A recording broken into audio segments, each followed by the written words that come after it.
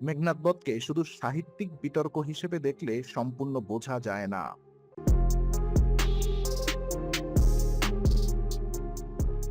1861 সাল, কলকাতা। একটি বই প্রকাশিত হলো, নাম মেঘনাদ বধ কাব্য। লেখক মাইকেল মধুসূদন দত্ত। বইটি হাতে নিলেন পণ্ডিতরা, পড়তে শুরু করলেন এবং কয়েক পাতা পড়ার পরেই কেউ কেউ বইটা ছুঁড়ে ফেললেন। কেউ বললেন ধর্মদ্রোহ, কেউ বললেন পাপ, কেউ বললেন এই কবি নরকে যাবেন, কারণ মধুসূদন একটি অসম্ভব কাজ করেছিলেন। রামায়ণের ভিলেনকে নায়ক বানিয়েছিলেন।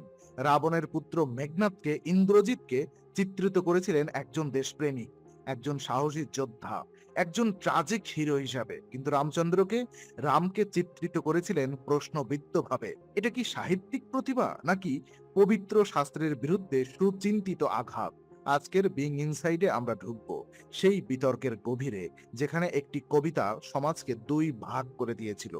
মধুসূদনের জন্ম এবং বিদ্রোহী মন। 1824 সালের 25 জানুয়ারি, যশোর জেলার সাগরদাড়ি একটি সমৃদ্ধ কায়স্থ পরিবারে জন্ম মাইকেল মধুসূদন দত্তের। বাবা রাজনারায়ণ দত্ত, উকিল, সম্পদশালী। ছেলের মধ্যে দেখলেন অসাধারণ মেধা। কলকাতায় পাঠালেন হিন্দু কলেজে এবং সেখানেই মধুসূদনের মন খুলে গেল। ইউরোপীয় সাহিত্য, গ্রিক মহাকাব্য, হোমারের ইলিয়াড, ভার্জিলের এনিড, মিল্টনের প্যারাডাইস লস্ট সব পড়ে মধুসূদন বুঝলেন বাংলা সাহিত্যে এই মাপের মহাকাব্য নেই এবং সিদ্ধান্ত নিলেন তিনি লিখবেন।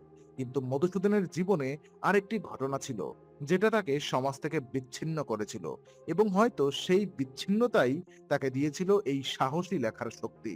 1843 সাল, মধুসূদন খ্রিস্ট ধর্ম গ্রহণ করলেন। হিন্দু সমাজ থেকে বহিষ্কৃত হলেন, পরিবার ছেড়ে গেল, সমাজ ছেড়ে গেল। কিন্তু মধুসূদন এই বহিষ্কারকে শৃঙ্খলা মুক্তি হিসেবে দেখলেন।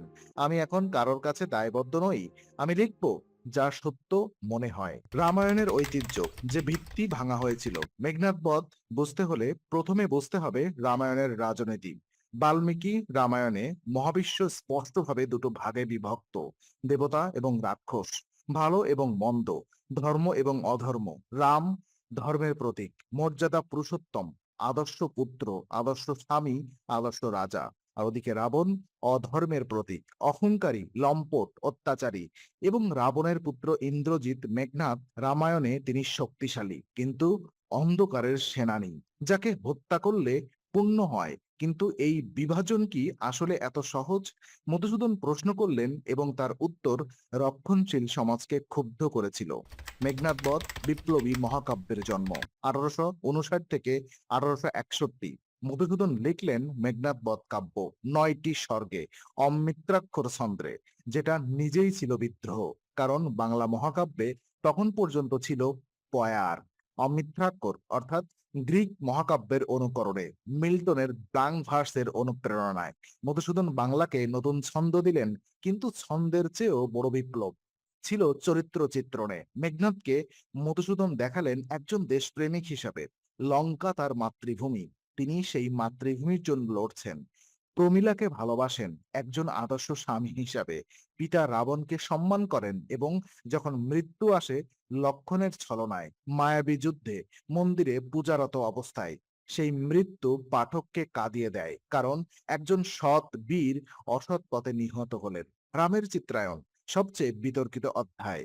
মধুসূদনের মহাকাব্যে সবচেয়ে বিস্ফোরক ছিল রামের চিত্রায়ন। রামায়ণে রাম মর্যাদা পুরুষোত্তম, ন্যায়ের প্রতীক। কিন্তু মেঘনাদ বধে মধুসূদন দেখালেন রামের পক্ষের যুদ্ধ সবসময় সম্পূর্ণ ন্যায়ের নয়। লক্ষণ মেঘনাদকে হত্যা করলেন মন্দিরে পূজারত অবস্থায়। এটা কি বীরের কাজ?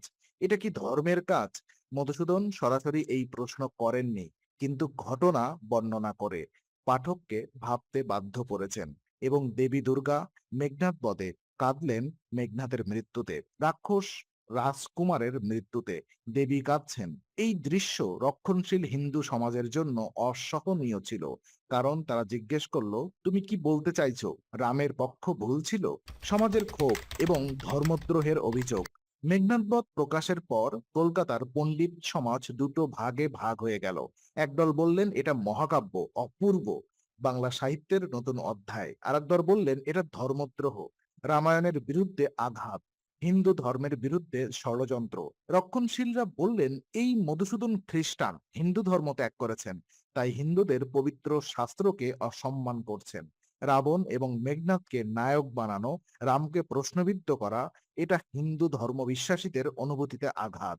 কিন্তু মধুসূদনের সমর্থকরা বললেন, সাহিত্য ধর্মের দাস নয়, মহাকাব্য শুধু পূজার বস্তু হতে পারে না। সাহিত্য মানুষের জটিলতা দেখায়, ভালো এবং মন্দের সরল বিভাজন সত্যিকারের সাহিত্যে থাকে না। এই বিতর্ক সেই সময়ের বাংলা বুদ্ধিবৃত্তিক জগৎকে দুই শিবিরে বিভক্ত করেছিল। মিল্টনের প্যারাডাইস লস অনুপ্রেরণার রহস্য। মধুসূদন মেঘনাদ পদে মিল্টনের প্যারাডাইস লসকে অনুসরণ করেছিলেন সচেতনভাবে। প্যারাডাইস লসে শয়তান, সাতান ভিলেন, কিন্তু মিল্টনের সাতান শুধু খলনায়ক নয়, তার মধ্যে আছে অহংকার, ট্র্যাজেডি, মহত্বের ছায়া। অনেক পাঠক বলেছেন প্যারাডাইস লসের সত্যিকারের নায়ক সাতান। মিল্টন সচেতনভাবে এটা করেছিলেন কিনা বিতর্ক আছে, কিন্তু মধুসূদন সচেতন ভাবেই এই কাঠামো রামায়ণে প্রয়োগ করলে রাম মেঘনাদ তার সাতান, ট্রাজিক মহৎ কিন্তু পরাজিত। এই সাহিত্যিক কৌশল পশ্চিমা ঐতিহ্য থেকে আনা এবং ভারতীয় মহাকাব্যে প্রয়োগ, এটাই ছিল মধুসূদনের সব থেকে বড় উদ্ভাবন এবং সবচেয়ে বড় বিতর্কের কারণ। উপনিবেশবাদ এবং মেঘনাদবধ, গভীর রাজনীতি। মেঘনাদবধকে শুধু সাহিত্যিক বিতর্ক হিসেবে দেখলে সম্পূর্ণ বোঝা যায় না। এর গভীরে আছে একটি রাজনৈতিক বার্তা। 1861 সাল, ভারত ব্রিটিশ শাসনে। 1857 সালে সিপাহী বিদ্রোহের পর ভারতীয়রা পরাজিত, অপমানিত। মধুসূদন কি একটা বার্তা দিচ্ছিলেন? লঙ্কা আক্রান্ত দেশ, বাহিরের শক্তি আক্রমণ করেছে, মেঘনাদ সেই দেশের রক্ষক, দেশের জন্য প্রাণ দিলেন। রাম আক্রমণকারী, বাহিরের শক্তি। এই পড়াটা উপনিবেশকালীন ভারতে অনেকেই করেছেন। মধুসূদন কি আসলে বলেছিলেন ব্রিটিশদের বিরুদ্ধে লড়াই ন্যায়সঙ্গত? সরাসরি বলেননি, কিন্তু রূপকের মাধ্যমে এই বার্তা অনেকেই পড়েছেন। এই রাজনৈতিক পাঠ রক্ষণশীলদের আরো ক্রুদ্ধ করেছিল, কারণ তারা ভেবেছিলেন মধুসূদন ধর্মের পাশাপাশি রাজনৈতিক বিপদও তৈরি করছেন। ঈশ্বরচন্দ্র বিদ্যাসাগর এবং সমর্থন। এই বিতর্কে মধুসূদনের পাশে দাঁড়িয়েছিলেন একজন মহান মানুষ, ঈশ্বরচন্দ্র বিদ্যাসাগর। বিদ্যাসাগর নিজে ছিলেন সংস্কৃত পণ্ডিত, হিন্দু শাস্ত্রে গভীর জ্ঞান, কিন্তু তিনি মেঘনাদ বধকে অসাধারণ সাহিত্যকর্ম বললেন। বললেন এটা বাংলা সাহিত্যের মুকুট। বিদ্যাসাগরের এই সমর্থন মধুসূদনের জন্য ছিল অমূল্য, কারণ বিদ্যাসাগরকে ধর্মদ্রোহী বলা যেত না। তিনি নিজেই ছিলেন সংস্কারক, কিন্তু ঐতিহ্যের জ্ঞাতা।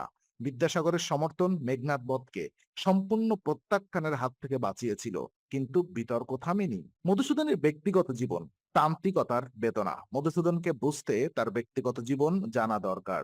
ধর্মান্তরিত, সমাজচ্যুত, পরে ইউরোপে গেলেন আইন পড়তে, কিন্তু সেখানে চরম দারিদ্র্য। না খেয়ে থেকেছেন, বন্ধুদের কাছে ঋণ করেছেন।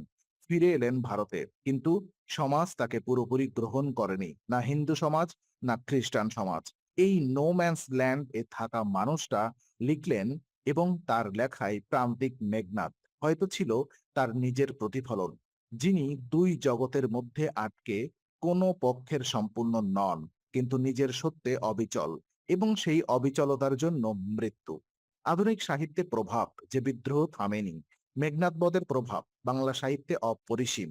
মধুসূদন দেখালেন সাহিত্য ধর্মের দাস নয়, সাহিত্য প্রশ্ন করতে পারে, পুনর্মূল্যায়ন করতে পারে, এমনকি পবিত্র শাস্ত্রকেও।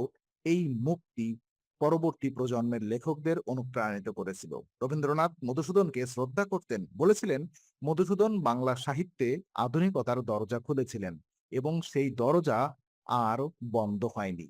আজও বাংলা সাহিত্যে মেঘনাদ বধের আলোচনা চলে, স্কুলে, কলেজে, বিশ্ববিদ্যালয়ে, এবং প্রতিবার আলোচনা হলে সেই মূল প্রশ্নটা উঠে আসে, ভালো এবং মন্দ কি সত্যি এত সহজে আলাদা? 1873 সালের 29 জুন মধুসূদন মারা গেলেন, দরিদ্র, প্রায় বিস্মৃত। মৃত্যুর আগে বললেন, দাঁড়াও পথিক বর, জন্ম যদি তব বঙ্গে। এই লাইন তার নিজের সমাধি ফলকের জন্য লেখা। একজন মানুষ যিনি সারা জীবন প্রান্তে ছিলেন, মৃত্যুতেও জিজ্ঞেস করলেন, তুমি কি আমাকে মনে রাখবে? বাংলা রেখেছে, মেঘনাদ বধ রয়ে গেছে, কিন্তু যে প্রশ্ন মধুসূদন তুলেছিলেন সেই প্রশ্ন আজও প্রাসঙ্গিক। সাহিত্য কি ধর্মকে প্রশ্ন করতে পারে? শিল্প কি পবিত্র বিশ্বাসকে চ্যালেঞ্জ করতে পারে? এবং যখন কোনো শিল্পী সেটা করেন, সমাজের কি অধিকার আছে তাকে থামিয়ে দেওয়ার? মধুসূদনের যুগে উত্তর ছিল হ্যাঁ। আজও অনেক জায়গায় শিল্পীদের থামানো হয় ধর্মীয় অনুভূতিতে আঘাতের অভিযোগে। মধুসূদনের মেঘনাদ বধ শুধু একটি মহাকাব্য নয়, এটা একটি অবস্থান।